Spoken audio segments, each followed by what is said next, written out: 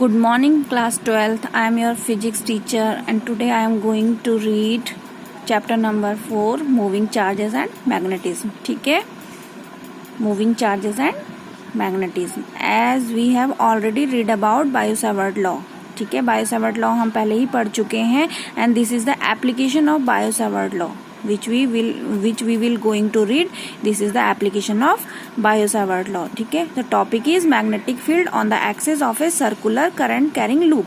This is a circular current carrying loop in which I current is flowing and we have to find out magnetic field due to this loop at a distance x at a point P. ये एक point P है, इस पे हमें magnetic field निकालना है. किसके कारण? इस करंट कैरिंग लूप के कारण. ठीक है, जिसमें I करंट फ्लो हो रही है.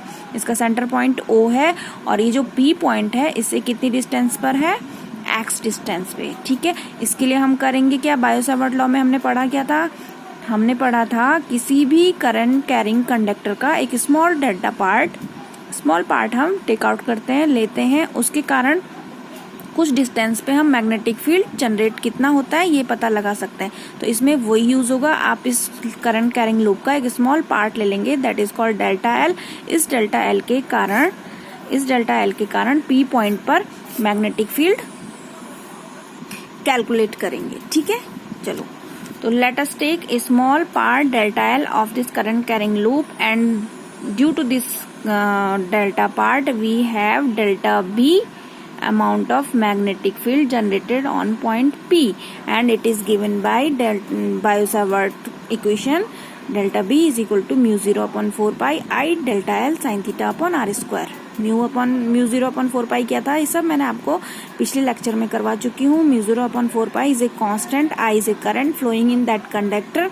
dl is the small part of that current carrying loop and sin theta, what is sin theta? Sin theta will be the angle between this delta L part and the line joining the point P to this delta L.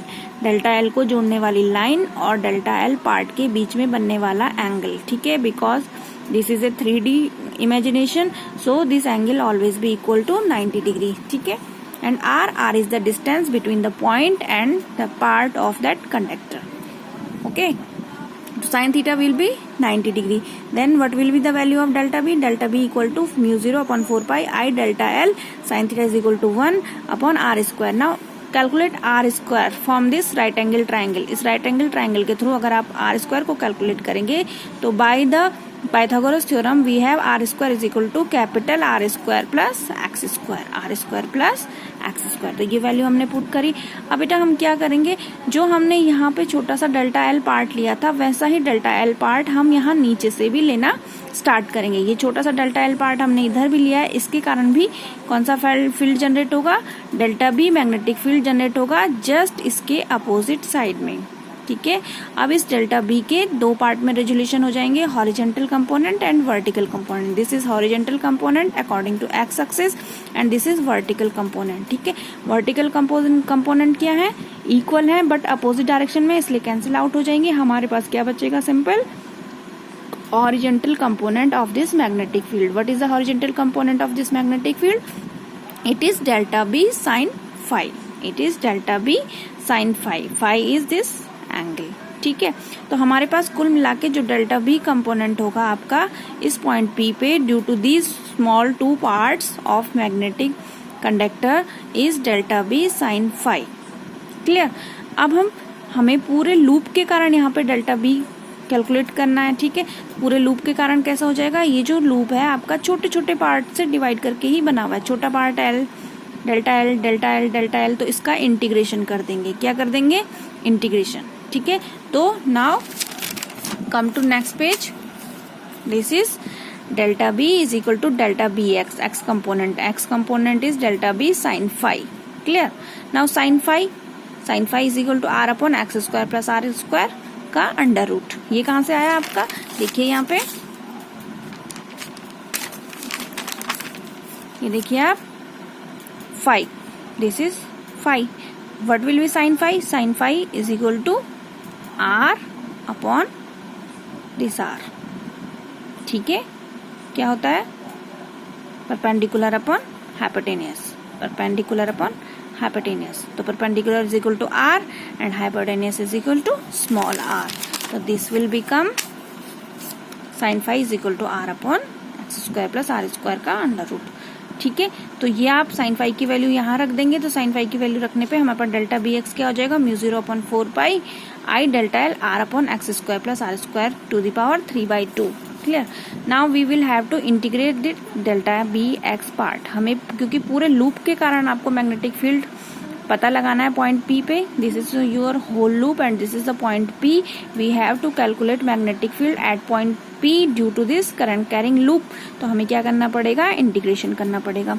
तो we will integrate this delta B X. ठीक है, integrate करने पे क्या होता है, constant part outer side आ जाते हैं. तो ये सारा का सारा क्या पार्ट है, कांस्टेंट पार्ट है.